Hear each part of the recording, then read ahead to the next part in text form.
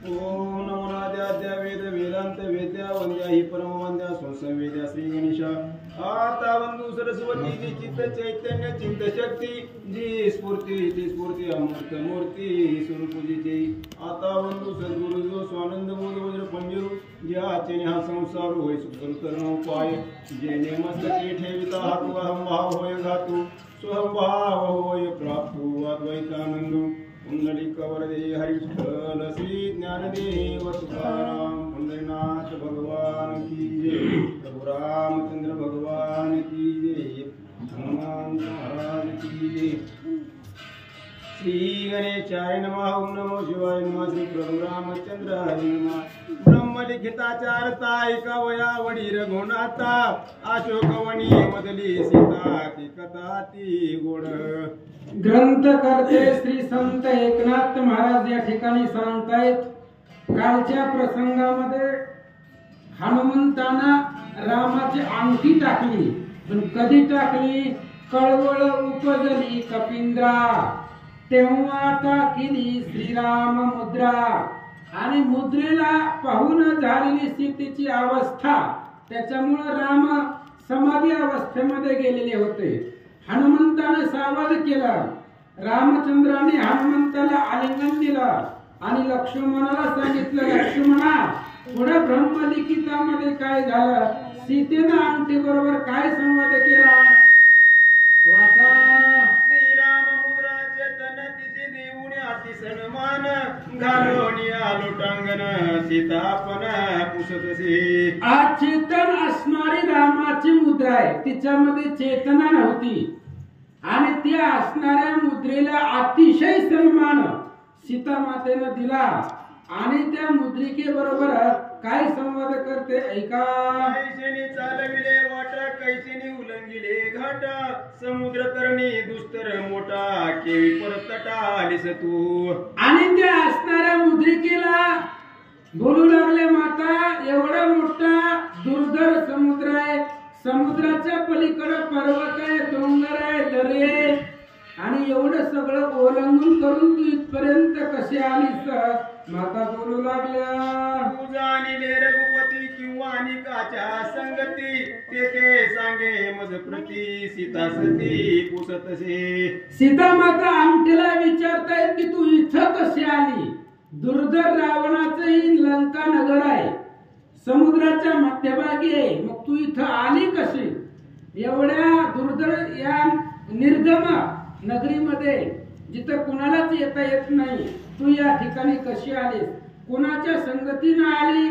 कुणाच्या बरोबर आली किंवा तुला कोण घेऊन आलं माता विचारतात राम नाम तुझवरी अटक नाही चराचरी सुखे तरसी भवसागरी धन्य संसारी तू राम मुद्री सीता माता बोलतायत तुझ्यावरती राम नाम आहे आणि ते राम नाम दुसरं कुठंच नाही अटक आहे एवढं असणारं जगाला पावन करणारं रामनाम त्याचं असणारा दश अवतार टीका तुझ्यावरती आहेत आणि तू जगामध्ये धन्य आहे माता सीता बोलतात श्रीराम मुद्रा ज्यासी लागे तो संसारी तरे सर्वांगे हे तुझ पुसणे चिन्ह लगे कृपानुरागे आलिसी सीता माता अंगठीला बोलतायत की ज्याला रामाची मुद्रा लागली तो सर्वांगाने तरुण गेला त्याचा सर्वांगाने उद्धार झाला हे तुला विचारण्याची गरज नाही कारण तू सदोदित रामापाशी आहे तुला ती सामर्थ्य माहित आहे जगामध्ये संसारामध्ये तू धन्य आहे माता सीता बोलतात मी वामांगी तू दक्षिणांगिनी आम्ही तुम्ही दोघी बहिणी लगबगे सिमत लागोनी कृपानुरागिनी आलीस माता सीता विचारतायत सांगतायत मी रामाची पत्नी आहे माझी जागा रामाच्या डाव्या साईडला आहे आणि तू दक्षिणांगी आहे रामाच्या उजव्या हाताच्या बोटामध्ये तुझा सहवास आहे त्यामुळे आपण दोघी बहिणी बहिणी आहेत एकाच शरीराच्या अवयवाचे आपण आहेत असं सीता बोलू लागल्या माझी कृपा तुझ्या पोटी तरी सांग गुह्य गोष्टी मज मागे पंचवटी रामे संकटी काय केले आणि सीता माता विचारतायत माझ्या विषयी जर तुझ्या पोटामध्ये अंतःकरणामध्ये जर कृपा असेल तर मला रामाचे समूळ वर्तमान सांग ज्यावेळेस रावण मला घेऊन आला त्यावेळेस माझ्या पाठीमाग माझ्यासाठी रामानं काय काय केलं सांग मुद्रिके. मुद्रिका नदी प्रतिवचन तुझे मौनाचे कारण निमाले राम लक्ष्मण सांगून सांगसी की. आता किती जरी बोलले तरी अंगठी होती अचेतन होती, ती अंगठी बोलणार नव्हती. मग सीता माता विचार करतायत मनामध्ये, ज्या अर्थी बोलत नाही त्या अर्थी रामालाच काहीतरी झाले आणि रामाला काही झालंय हे दुःख तुला सांगणं होत नाही म्हणून तू मौन धरलंय. माता बोलू लागल्या, राम गेला निधामाची तुझ झाडीले सांगावयाची मी त्याची या देहाची कासे सरस्वतीने केली. आणि सीतेनं सांगितलं राम या लोकांमध्ये नाही, राम परलोकामध्ये गेलाय, राम हा संसार त्यागून गेलाय आणि हे दुःख तुला मला सांगता येत नाहीये म्हणून तू मौन धरलंय. आता रामाशिवाय जगायचं नाही, मी सुद्धा देह या ठिकाणी देहाचा त्याग करीन. माता सीता बोलतात, करुणी मुद्रिकेशी मुद्रा धरुणी हृदयाशी आठविता श्रीरामाची पडे भूमीची मूर्छित.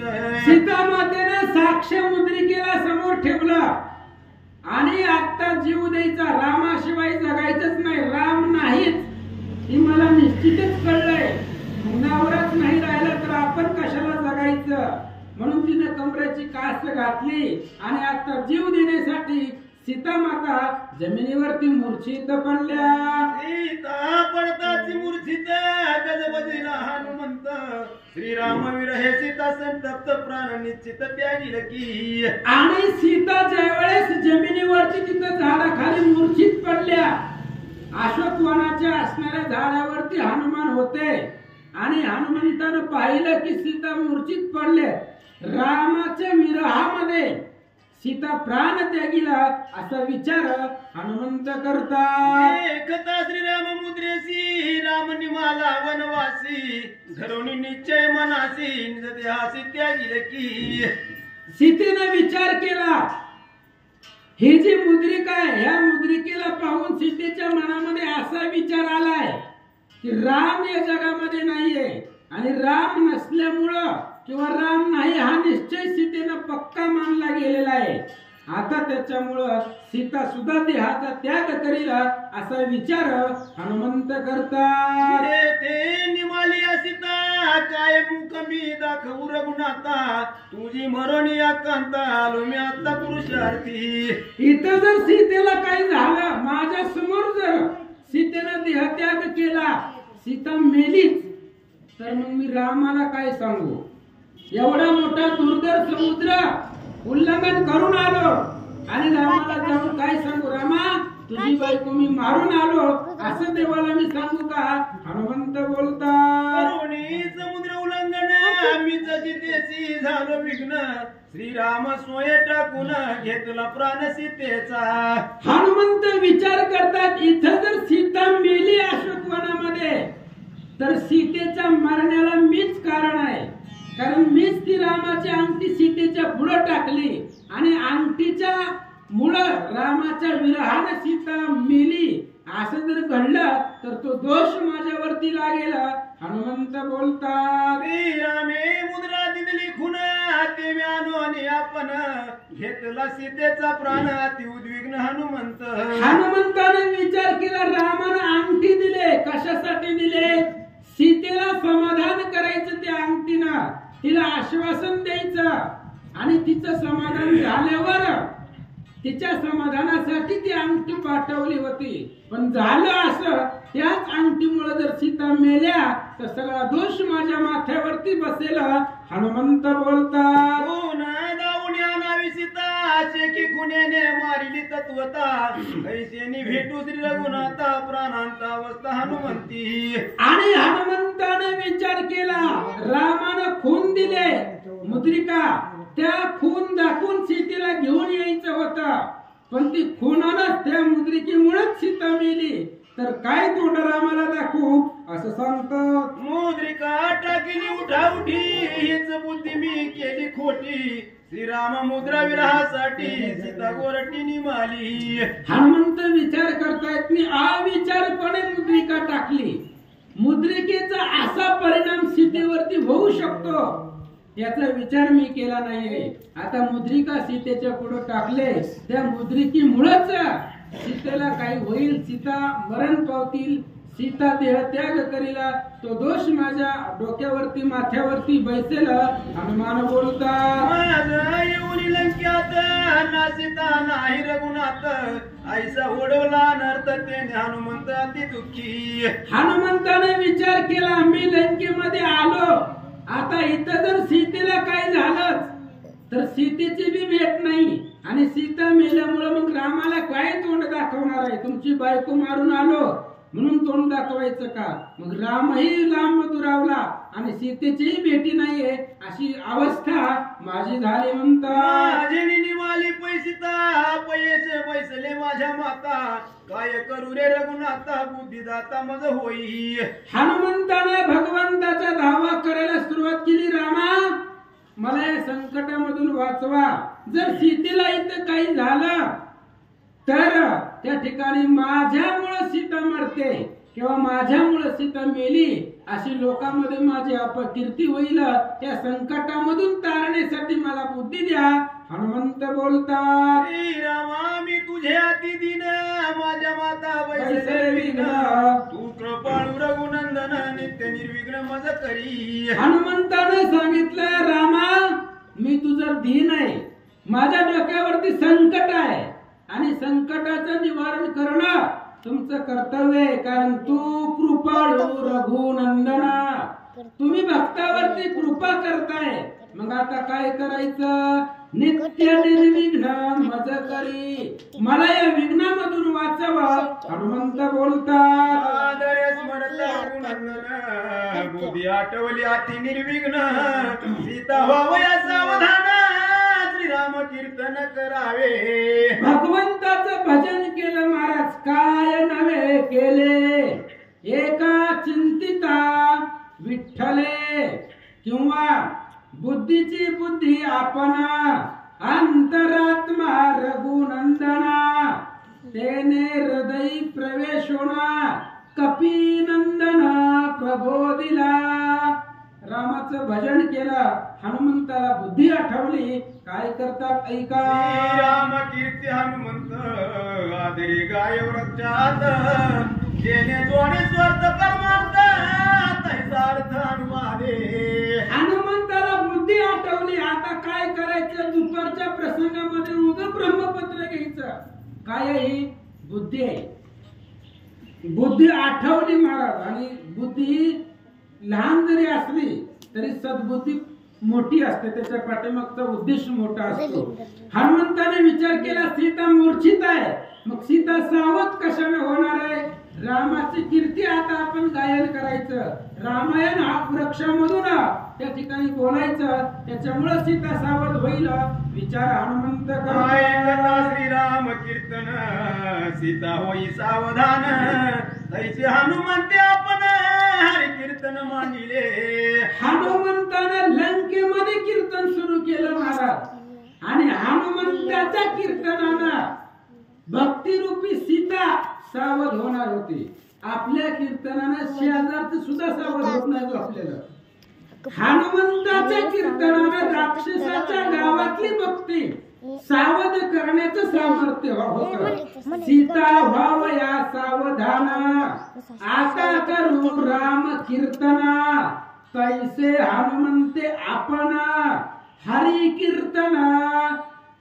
रामाच्या कीर्तनाने सीता सावध होणार होती. असं कीर्तन हनुमंताने सुरुवात केली. कौशल्या गर्भी गर्भातीत श्री रघुनाथ परब्रह्म मूर्तिमंत सूर्यवंशात अवतरला. हनुमंतानं बालकांडापासून 6व्या अध्यायापासून सांगायला सुरुवात केली. सूर्यवंशामध्ये असणारा राजा दशरथ, त्या दशरथाच्या पोटाला परब्रह्म मूर्तिमंत असणारा राम अवताराला आला. श्रीराम पुरुष सीता प्रकृती, राम चैतन्य सीता चित्त शक्ती, श्रीराम धैर्य सीता धृती, धन्य जगती अवतार. आणि हनुमंतानं रामायण सांगायला सुरुवात केली. राम पुरुष आहे, सीता प्रकृती आहे. राम त्या ठिकाणी शक्ती असेल, राम दैवत आहे, त्या देवाची शक्ती सीता आहे, जी शक्ती असणारी रामाची सीता आहे. अशा प्रकारे राम जर साखर असेल तर सीता गोडी आहे. हनुमंत सांगता गोडी आणि साखर पाहता, दोन आम्ही एकची वस्तुता, देवी श्रीराम आणि सीता एकात्मता अवतार. गोडी आणि साखर नाव दोन आहे. गोडी नाव वेगळं आहे आणि साखर नाव वेगळं आहे. दुकानामध्ये जायचं आणि दुकानदाराला सांगायचं बाबा मग गोडी मला दे, साखर तुझ्यापाशी ठेव. देता येईल का त्याला? मला फक्त गोडी दे, साखर नको. अर्धा किलो 1 किलो गोडी दे, देता येईल का त्याला? साखरेपासून गोडी बाजूला करता येत नाही. तसं रामापासून सीता बाजूला होत नाहीये. तसं गोडी आणि साखर एकच आहे, तसं राम आणि सीता एकच आहेत. हनुमंत सांगतात श्रीरामांचे आचरित, गुरुपित्र आज्ञे नित्य विकृत, ब्राह्मणांचा अनन्य भक्त, सुरसाई अर्थ अवतार. आणि रामचंद्रांचं आचरण कसं आहे? रामाचं आचरण गुरु पितृ विकृत आहे. गुरुच्या सेवेसाठी, वडिलांच्या सेवेसाठी राम विकलेला आहे. आणि असं असणार आचरण रामाचं. वडिलाच्या सांगण्यावरनं राम वनवासाला आले. हनुमंत सांगतात कै वरदे श्री दशरथे, श्रीरामा धाडिले दंड कारण्याते, सका लक्ष्मण सांगते, निघे रघुनाथ वनवासा. आणि सीतामाता ऐकतात हनुमान सांगू लागला. कैकेयीच्या वरदानामुळे राजा दशरथानं रामाला वनवासाला पाठवलं. रामाच्या पाठीमाग सखा असणारा सहोदर सौमित्र लक्ष्मण वनवासाला निघाले. दोघे जण वडिलांच्या सांगण्यावरून अयोध्येमधून निघाले. वनवास गंगा तटी, वसती स्थान पंचवटी, राम राहिला जगजेती, सीता गोरटी समवेत. रामचंद्र निघाले अयोध्येमधून, दंडकारण्यामध्ये आले आणि त्र्यंबकेश्वर गंगेच्या तटावरती पंचवाटिकेमध्ये रामचंद्र सीता समवेत लक्ष्मणासहित वनवासासाठी आश्रम करून राहिले.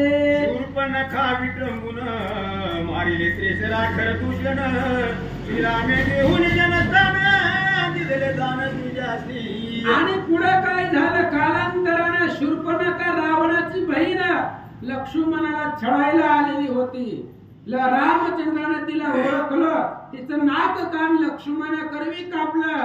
तिच्या संरक्षणासाठी खरं दूषण त्रिशराला रामचंद्रांनी मारलं. मृग कंचुकीस लोभता, मृगा मागे पाठविले रघुनाथा, छळणी सौमित्रा जवळीता, हरली सीता रावणे. आणि मृग कुंचुकीला लोभ सीतेला झाला. सीतेने सांगितलं रामाला, म्हणले ती सोन्याचं हरिण आहे आणि ती सोन्याचं हरिण मला त्याची कुंचकी करायचंय, बसायला आसन करायचंय. त्याच्यासाठी रामाला पाठवलं. आणि रामाला पाठवल्यानंतर लक्ष्मण त्याच्या पाठीमागे गेले असं सांगतात. श्रीराम आणि लक्ष्मण करिता सीतेचे गवसन, जटायू रावणाचे रण, दोघे जण तेथे आले. राम आणि लक्ष्मण सीतेचा शोध घेत घेत पुढे निघाल्यानंतर जिथं जटायूचं आणि रावणाचं युद्ध झालं होतं त्या ठिकाणी रामचंद्र आले. श्रीराम कृपाळू पूर्ण, करुणी जटायू धरण, कबंदा ते मारून आले आपण किसकिंदे. रामचंद्र कृपाळू आहे. जटायूचा उद्धार रामाने केला. कारण श्रीरामाचे वन प्रयाण कशासाठी करावया दीन उद्धारणा, दीनजनांचा उद्धार करण्यासाठी राम वनवासामध्ये आले आणि जटायूचा उद्धार केला. भगवंत पुढे निघाले, कबंदाला मारलं. तिथून पुढे निघाले. कुठं गेले ऐका. रामे निर्दाळू निवाळीसी, राज्य दिले सुग्रीवासी, येव राज्यांगदासी, वनरासी निज सख्य. रामचंद्राने पुढे काय केलं? हो, वालीला मारलं. सुग्रीवाला किष्किंधेचं राज्य दिलं गेलं आणि सगळी वानर रामाची सैन्य झाले, दास झालं असं सांगतात. तुझ्या श्रुती लागून येथे मुझ धाडिले श्री रघुनाथे, तुझ्या भेटी लागी सीते व्रत रघुनाथे धरी येले. हनुमंतानं आपल्या कथेमधून सांगितलं, तुझ्या भेटीला गी सीते व्रते रघुनाथे धरी येली. हनुमंताने सांगितलं, माते तुमची भेट व्हावी म्हणून रामानं सोमवार धरलाय, तुमची भेट व्हावी म्हणून रामानं मंगळवार धरलाय, चतुर्थी धरले. कशासाठी? तुमची भेट व्हावी ही इच्छा रामाची आहे, म्हणून राम व्रत करतायत, उपवास करतायत. हनुमंत सांगू लागले, विश्वासावे मनी हा वानरा, म्हणून रामे दिदली मुद्रा, सांडून या निद्रा तंद्रा, भेटे कपिंद्रा रामदूता. आणि हनुमंताने सांगितलं, तुम्ही माझ्यावरती विश्वास ठेवावा, ह्या वानरावरती सीतेचा विश्वास बसावा, म्हणून रामाची मुद्रा रामानं माझ्याकडे दिले. तर दुःख शोक निद्रा सर्व सोडून रामदूत असणाऱ्या हनुमंताला भेटावा. हनुमंत बोलतात, आई कोणी राम कथामृत, सीता उठली हर्षयुक्त, कथा अनुवाद वृक्षात, तेने विस्मित ती जानकी. रामाची कथा बालकांडापासून ऐकली महाराज सीतेनं, पण सांगतही कोणी लक्षात येत नव्हतं, फक्त रामायण ऐकू येत होत. आणि रामायणाने सीता सावध झाल्या, पाहिलं इकडे तिकडे दिसत कुणी नाहीये, पण रामाची कथा पहिल्यापासून ऐकायला मिळाली असं सांगतात. रूपेने कळवळला श्री रघुनाथ, मुजा श्वास वाया येथ, वृक्ष कथा अनुवादत आला निश्चित श्रीराम. सीतेच्या मनामध्ये असा विचार आहे, रावणाची लंका आहे, इथं रामाचा दूत येणार नाहीये, मग माझं समाधान करण्यासाठी, मला आश्वासन देण्यासाठी रामच इथं आलाय. आणि राम आल्यामुळं तो मला गुप्त रूपानं त्याची कीर्ती सांगतोय असा विचार माता सीता करतात. रक्षासी पुषे करुणी नमन, कोण करीतो राम कीर्तन, त्याचे पाहिन मी वदन, लोटांगण त्यासी माझे. सीतेनं तिथल्या सगळ्या झाडांना नमस्कार केला, लोटांगण घातलं. आणि इथं कोण रामायण सांगतय, कोण रामाच्या कथेचं वर्णन करतोय, त्याचं मी त्याच्या पाया पडते, लोटांगण घालते, फक्त एकदा त्यानं मुख दाखवावं. माता सीता बोलतात, त्यासी श्रीराम कथा शैली, त्याच्या चरणी चिरज धुळी, मी वंदिन सुख समेली, मुखमद जवळी दावावे. सीता माता बोलते, ज्याला रामाची कथेची गोडी आहे, ज्याला रामायणाची आवड आहे, त्याच्या पायाची धुळी मी माझ्या कपाळाला वंदन करीन, त्याच्या पायाची धूळ मी कपाळाला लावीन, फक्त त्याला एकदा मुख दाखवावं. माता बोलतात, ज्याच्या मुखी राम कीर्तन, त्याचे मद देखता वदन, परम सुख समाधान, कृपा करून भेटावे. आणि त्यावेळेस सीतेने सांगितलं, ज्याच्या मुखामध्ये रामाचं भजन आहे त्यानं मला तोंड दाखवावं, ज्याच्या तोंडात रामाचं नाव आहे त्याचं तोंड जर मी पाहिलं तर मला सुख आणि समाधान मिळणार आहे. माता सीता बोलतात, सीतास प्रेम निज चित्ते, आत उत्कंठित भावार्थे, जेणे खून मुद्रा निलीते, कृपावंते मज भेटावे. सीतेने सांगितलं, सीतेच्या मनामध्ये रामाविषयीची उत्कंठा होती, प्रेम होता. सीतेने सांगितलं, आतापर्यंत ज्यानं मला रामायण सांगितलं, ज्यानं रामाची मुद्रिका इथं आणले, त्यानं कुणीही असू द्या, त्यानं मला मुख दाखवावं. माता बोलतात, आई कोणी सीतेचे वचन, हनुमंते सोये उतरून, सीतेसी घालून लुटांगण, मस्तक चरणी वंदिले.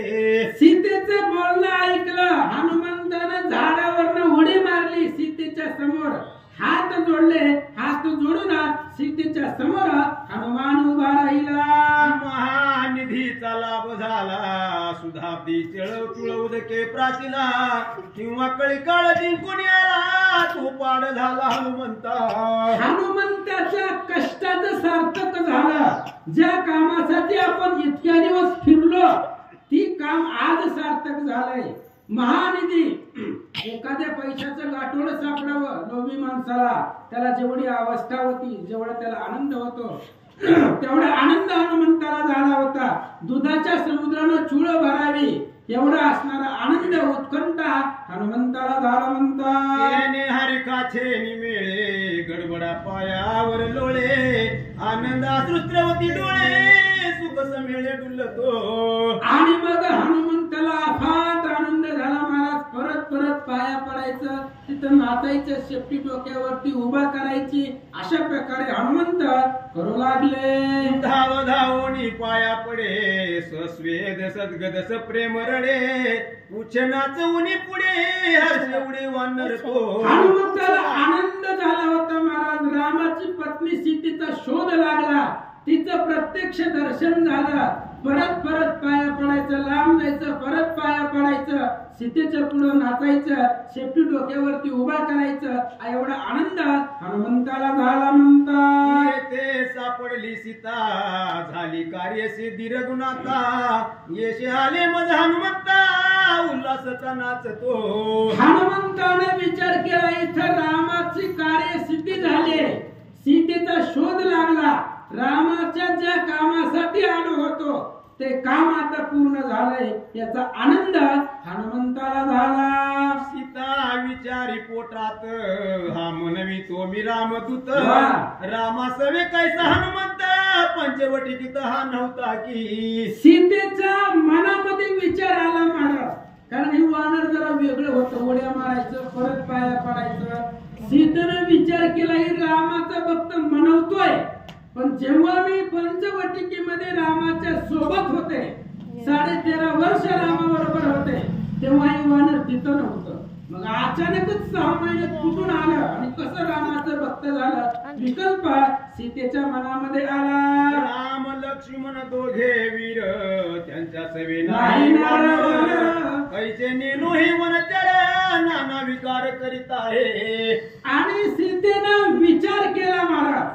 काय विचार केला की रामाच्या बरोबर मी पंचवटिकेमध्ये असताना रामाच्या बरोबर राम आणि लक्ष्मण दोघच आहे, त्या वेळ नाही वानर त्यांच्यापाशी कुठलेही वानर मी असताना नव्हतं. मग अचानक वानर कुठून आलं विचार माता सीता करतात. पूर्वी जटायू देखील होता नाही देखील हनुमंता येथे आला श्यावचित्ता सीता छळणार्थ रावण तो. आणि मग सीतेने विचार केला, मी पूर्वी जटायूला पाहिलं होतं, राम लक्ष्मण यांच्या व्यतिरिक्त मी जटायूला पाहिलं होतं, मग हे हनुमंताला मी पाहिलं नाहीये. मग ही रावणच वानराचा वेश घेऊन मला छळायला आला असेल असं सीता माता बोलतात. पूर्वी होऊन आला संन्यासी आता आला वानर वेशी केवी विश्वासू मी यासी सीता मानसी विचारी. सीता मनामध्ये विचार करतायत कसा विश्वास ठेवायचा. होय, एकदा विश्वासघात झाल्यावर परत विश्वास ठेवता येतो का. एकदा साधूचा वेश घेऊन आला होता, अतिथीचा वेश घेऊन आला होता, साधू म्हणून सीता त्याला पाणी द्यायला धान्य द्यायला गेल्या. आता त्यांना काय माहिती कोण आहे, तसंच ही वानर वेश धरून आलोय, कसा याच्यावरती विश्वास ठेवू विचार माता सीता करतात. श्रीराम कथा अनुवादक धन्य धन्य हा राम भक्त कपटी नव्हे हा हनुमंत पद निश्चित मानले. सीतेनं दुसरा विचार केला महाराज, याच्या मुखामध्ये रामाचं भजन आहे, जर रावण असता तर त्यानं कधीच रामाचं नाव घेतलं नसतं. मग ज्या अर्थी रामाचं भजन करतोय त्याला कपटी म्हणता येत नाही. हा हनुमंत धन्य आहे, त्याच्या मुखामध्ये देवाचं नाव आहे. माता सीता बोलतात, मिथ्य म्हणू नये हनुमंत सत्य सांगितले श्रीराम कथा याच्या पूर्वा परव्रतांचा याची मी आता पुशेन की. आणि सीतेने विचार केला, यानं रामाची कथा सत्य सांगितले, कारण मी जेव्हापासून रामाबरोबर लग्न केलंय तेव्हापासून तर त्यानं सगळं घडलंय ती सांगितलंय. मग सगळी रामाची खरी कथा सांगितले, मग ह्याला कपटी कसं म्हणायचं. मला आता जाऊ द्या, हा रामाला कसा भेटला, याची रामाची कशी भेट झाली याचा पूर्व वृत्तांत आपण विचारू असा विचार माता सीता करतात. कुशेल वृत्तांत सत्य सांगेल हनुमंत त्याची कथेचा कथार्थ मुख्य मोक्ष अर्थ उधारा. सीता विचारणार आहे आणि हनुमान सांगणार आहे काय विचारणार आहे सीता राम कसा आहे रामाचं स्वरूप कसं आहे ही सगळं इत्यंभूत सीता माता विचारणार आहे ते हनुमान सांगणार आहे एकाएकी अशोक वनात आला कोणी हनुमंत त्याचा समोर वृत्तांत पूजे साध्यांचं जानकी ती. आणि मग सीतेने विचार केला अचानक एकाएकी अशोक वनामध्ये डायरेक्ट कसं आलं कारण रावणाचं शासन दुर्धर आहे मग या दुर्धर शासनामध्ये रावणाच्या लंकेमध्ये हा डायरेक्ट इथं कसा आला याचा पूर्व वृत्तांत काय आहे सीता माता विचारतात. मी वनवासी असता तू नव्हतासी रे हनुमंता कैसा आलासी तू आता निज वृत्तांता मग सांगे. सीतेने विचारलं हनुमंता मी रामाच्या सोबत वनवासामध्ये होते तेव्हा तू रामाच्या सोबत नव्हता मग अचानक कुठून कसा आला असं माता सीता विचारू लागल्या. कैसेनी श्रीराम देखीला दृष्टी तुम्हा श्रीरामा कैसेनी भेटी कैस्या कैस्या केल्या गोष्टी जेणे का पोटी अति प्रीती. सीतेने विचारलं हनुमंता रामाची तुझी भेटी कशी झाली रामाला तुम्ही कसं पाहिलं रामाबरोबर काय सुख संवाद केला रामाबरोबर संवाद करत असताना अंतःकरणामध्ये झालेली अवस्था आणि त्या अवस्थेचं वर्णन कसं आहे माता सीता विचारतात. कैसा बाणला वचनार्थ साधावया श्रीराम कार्यार्थ हनुमान सर्वांगी उल्हासता तो गुह्यार्थ मग सांगे. राम बोलल्यानंतर रामाचे शब्द ऐकल्यावर अंतःकरणाला काय समाधान वाटलं राम कार्यासाठी तुम्ही इथं आलात मग त्याच रामाचं स्वरूप सांगण्यासाठी हनुमंताला आनंद आहे ऐका म्हणतात. श्रीराम भेटल्या कैसे सुख श्रीराम वचनी कैसे पियुख श्रीरामा संगी कैसा हरिका योग परिपाके मग सांगे. सीता विचारतायत हनुमंत रामाच्या बरोबर राम भेटल्यावरती काय सुख होतं रामाच्या संवादामध्ये रामाच्या संगतीमध्ये आल्यावर किती आनंद होतो राम बोलल्यानंतर ना त्यांचे शब्द कानाला हृदयाला कसे लागतात सगळं वृत्तांत रामाचा मला सांगा. श्रीरामांचे ठाणमान रूपरेखा गुण लक्षण कैसा आहे सखा लक्ष्मण दोघांची गुण मग सांगे.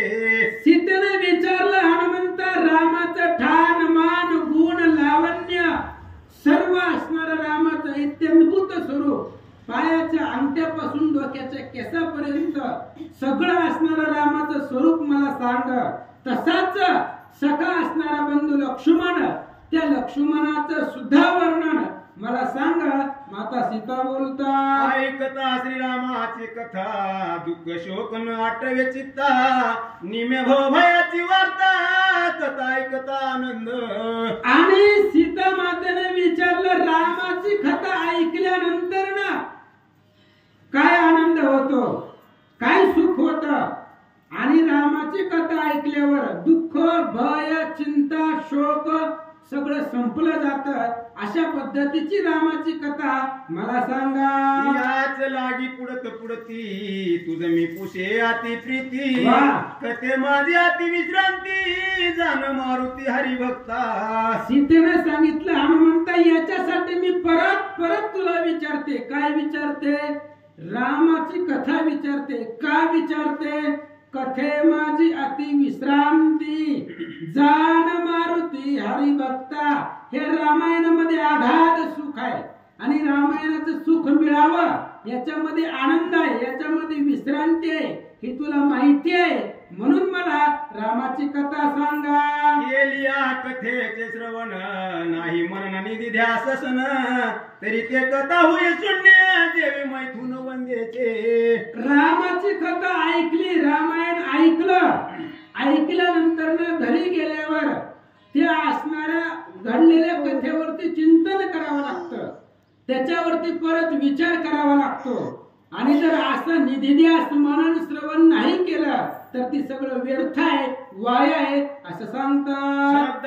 श्रीराम कथा श्रवण ऐकती त्याचे महिमान अहं सोहम कोहम विरुण परमपूर्ण स्वय होती. रामाची कथा जो श्रद्धेनं आदरानं प्रेमानं भावनेनं अंतकरणापासून जो ऐकतो त्या भक्ताचं महिमान वर्णन करता येत नाही. त्याच्या अंतकरणामधलं अहंकार सगळं षडविकार नासून तो पूर्ण ब्रह्म होतो असं माता सीता बोलतात. चित्ततेची चैतन्य बुद्धी समसाम्य समाधीनन कर्म होय ब्रह्म परिपूर्ण इंद्रियाचरण चिन्मात्र.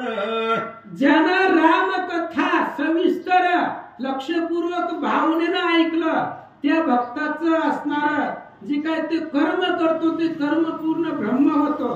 केलेल्या कर्माचं पाप पुण्य त्याला लागत नाहीये. अशा प्रकारे तो प्रविष्ट वैकुंठाची पायरी करून ब्रह्मपर्यंत तो प्राप्त होतो. एवढं सामर्थ्य रामायणामध्ये आहे असं सांगतात. ऐसी श्रीराम स्वरूप संस्था सादरे पुसता परिचिता ट्रक पडले हनुमंता कथा वार्ता विसरला. सीतेनं प्रश्नच एवढे विचारले होते हनुमंताला घामच फुटला. महाराज काय उत्तर द्यावं. तिथे जर डुप्लिकेट असता तर सांगता आलं नसतं. महाराज टक पडली हनुमंता. अहो सीतेने विचारले असं की हनुमंत सुद्धा विस्मित झाले. हनुमंत सुद्धा सीता मातेकडे एकटक बघू लागले. काय विचारले सीतेनं. आणि तीच आता श्रीरामाची स्वरूप संस्था रामचंद्राचं स्वरूप काय आहे कसं आहे सांगण्यासाठी हनुमंत तयार आहे. श्रीराम स्वरूप वदे सुंदरा तेने अवस्था ती वानरा नेत्रे अश्रूंची आधारांग थरथरा कापत. रामचंद्रांचं स्वरूप सीता माता विचारलंय त्याच्यामुळं वानराला हनुमंताला अवस्था निर्माण झाली. आता रामाचं स्वरूप सांगायचंय सीतेला सांगायचंय. आता सीतेला माहित नाही का आपला नवरा कसा दिसतोय. माहिती होतं पण तरी सुद्धा हा खरंच राम भक्त आहे का हे पाहण्यासाठी सीता माता विचारतायत. हनुमंताच्या डोळ्यामधून पाण्याच्या अश्रुधारा वाहू लागल्या. आनंद झाला असं सांगतात. अंग झाले रोमांचित स्वेद आला डबडबीत मूर्छा पन्न पडे हनुमंत तेने विस्मित जानकी. आणि रामाची कथा सीतेने विचारली आणि ती रामाची कथा हनुमंत सांगणार आहे. पण रामाची कथा विचारल्यामुळे त्या रामावरती एवढं प्रेम हनुमंताचं सीतेनं पाहिलं. रामाचं स्वरूप विचारल्यानंतर हनुमंत त्या प्रेमामध्ये मूर्छित पडले. ही अवस्था हनुमंताची सीतेनं पाहिली. वानर वनचर पाले खाईर श्रीरामी प्रेम भडपडी भार लंगोनी आले हे सागर भक्त साचार हनुमंत. सीतेनं विचार केला झाडाचा पाला खाणारा वानर आहे पण त्याचं रामावरती एवढं प्रेम आहे. रामाच्या कामासाठी एवढं अथांग समुद्र उल्लंघन करून लंकेमध्ये इथं माझ्यापाशी आलाय असं असणारा भक्त साचार हनुमंत असं माता सीता बोलतात. आईचे जाणू आणि तत्वता आवडी आश्वासी त्याची सीता सावधान करी हनुमंता श्रीराम वार्ता कुसावया. आणि हनुमान रामाच्या प्रेमामध्ये तिथं मूर्छित पडले होते.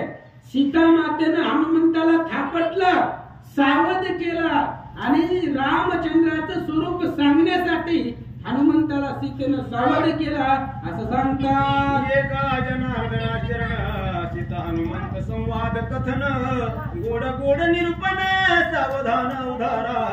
आणि आता हनुमंत रामचंद्राचं स्वरूप सीतेला सांगणार आहे आणि तेच स्वरूप सांगण्यासाठी दोघ जण बाहेरनं आलेले.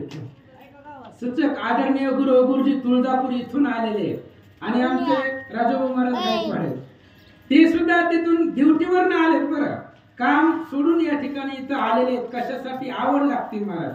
ज्यासी श्रीराम कथेची गोडी तयानी यावे लवड सवडी हेची राम भक्ताची आवडी आम्ही विनवितो पायीक. आम्ही फक्त बोलू शकतो महाराज पण ज्याला खरंच आवड आहे तो कामातून सुद्धा वेळ काढून येतो. बरं आणि ज्याला आवडच नाही ते रिकाम बसलेला असते. स्वस्ती भावार्थ रामायण सुंदरकांड एकाधिकार ब्रह्मलिखित जानकी हनुमंत संवाद कथन नामार्थ अध्याय.